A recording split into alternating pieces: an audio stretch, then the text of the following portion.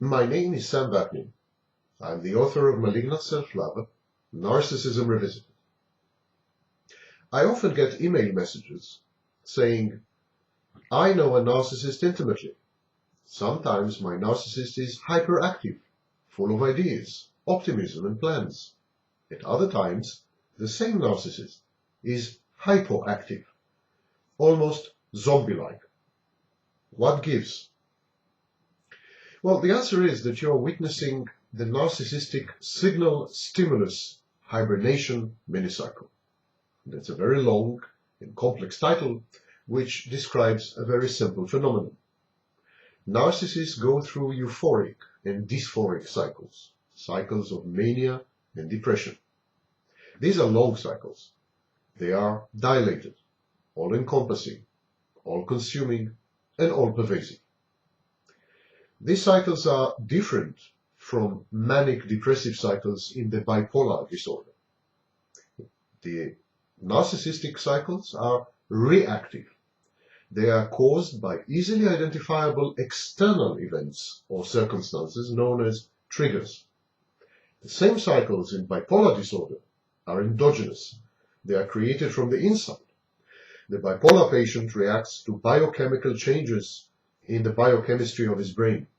The narcissist reacts to outside developments, to the flow of narcissistic supply, the waning and waxing of this precious drug. For instance, the narcissist reacts with dysphoria, depression, and anhedonia, inability to experience pleasure, when he loses his pathological narcissistic space, his stomping grounds, or when he is going through a major life crisis, such as financial problems, a divorce, imprisonment, loss of social status and peer appreciation, death in the family, crippling illness, and so on.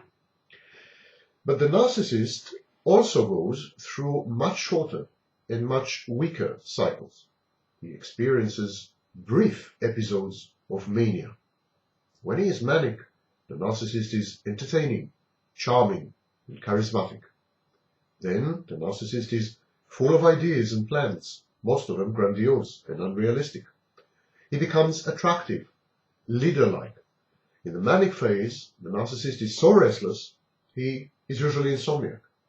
He is full of pent-up energy. He is explosive, dramatic, creative, and he becomes an excellent performer and manager. Suddenly, and often for no reason outsiders can interpret, the narcissist becomes subdued, depressed, devoid of energy, pessimistic, and zombie-like.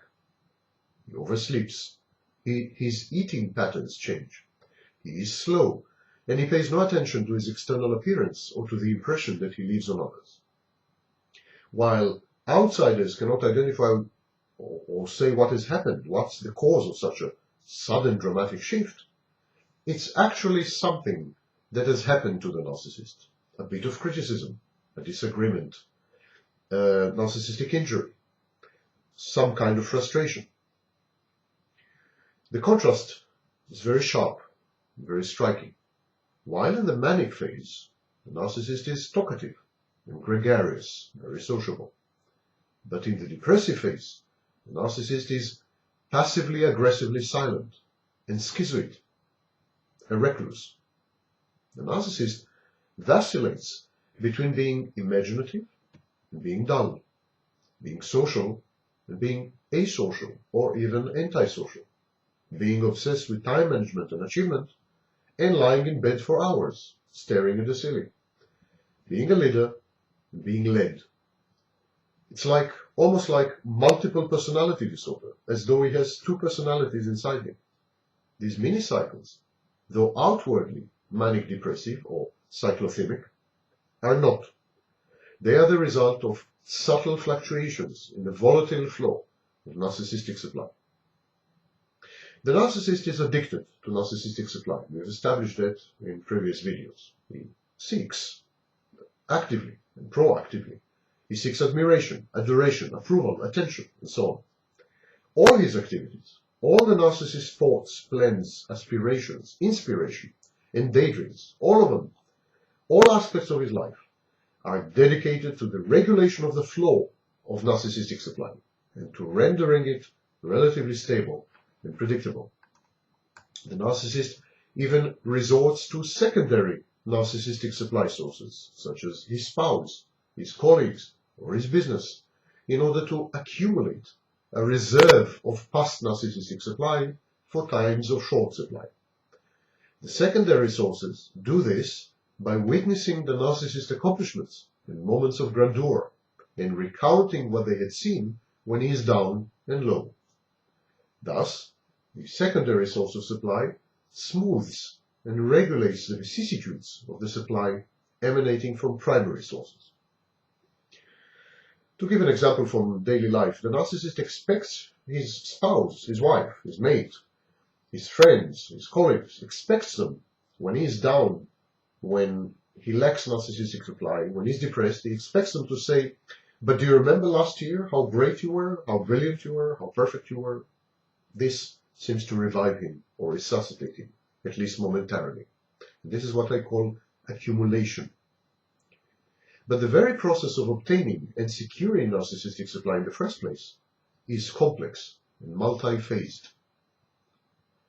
So, the narcissist goes through these ups and downs. First, there is a depressive phase. To obtain narcissistic supply, the narcissist has to toil, to work hard. He has to create sources of supply and to maintain them. And these are demanding tasks, energy depleting. They are often very tiring. Exhaustion plays a major role in the mini cycles that I described. His energy depleted, his creativity is at its end, his resources stretched to the maximum. The narcissist reposes. He plays dead. He withdraws from life. This is the phase of narcissistic hibernation, where the narcissist regenerates himself, accumulates new energy, masters new resources in order to go out and hunt again for sources of supply. Narcissist invariably goes into narcissistic hibernation before the emission of a narcissistic signal. He does so in order to gather the energies that he knows are going to be needed in the later phases. During the hibernation phase, the narcissist surveys the terrain in an effort to determine the richest and most rewarding sources, veins, and venues of narcissistic supply. He contemplates the possible structures of various signals in order to ensure that the most effective signal is emitted and responded to. Building up his energy reserves during the hibernation phase is crucial to the narcissist. The narcissist knows that even the manic phase of the mini-cycle, which will follow inevitably the receipt of the narcissistic stimulus, even this manic phase would be taxing and laborious. So he needs energy throughout the cycle. And so having thus recovered, having thus regenerated, at the end of the hibernation phase, the narcissist is ready to go and hunt. He jumpstarts the cycle by emitting a narcissistic signal. Narcissistic signal is a message, written, verbal, or behavioral, intended to foster the generation of narcissistic supply. The narcissist may send letters to magazines offering to publish his work. He may dress, behave, or make statements intended to elicit admiration or even opprobrium, in short, attention. He may consistently and continuously describe himself in glamorous and flattering terms, or conversely, fish for compliments by berating himself and his achievements, by being falsely modest. Anything goes in order to become well known and to impress people and to extract narcissistic supply. Narcissistic signals are automatically triggered and emitted whenever an important element changes in the narcissist's life. When the narcissist moves from one workplace to another, changes his domicile, his position, or his spouse. The signals thus emitted are intended to re-establish the equilibrium between the uncertainty which inevitably follows such changes in life and the narcissist's inner turmoil, which is the result of the disruption of the patterns and flows of narcissistic supply caused by these changes. Ideally, the narcissistic signal elicits and creates a narcissistic stimulus. This is a positive sign, some kind of receptive response from the recipients of the signal. indicating their willingness to swallow the narcissist's bait and to provide him with narcissistic supply. Such a stimulus brings the narcissist back to life. It energizes him. Once he catches the scent of a possible source of supply, he becomes a fountain of ideas, plans, schedules, visions, and dreams. He weaves a web of magic, a web of enchantment, in which the victim is captured, very much like a spider does. The narcissist stimulus pushes the narcissist into the manic phase of the mini-cycle. Thus, caught between mini-cycles of mania and depression and bigger cycles of euphoria and dysphoria, the narcissist leads his tumultuous life. It is no wonder that the narcissist gradually evolves into a paranoid. It is easy to feel persecuted and at the mercy of forces mysterious, capricious, and powerful, when this indeed is the case.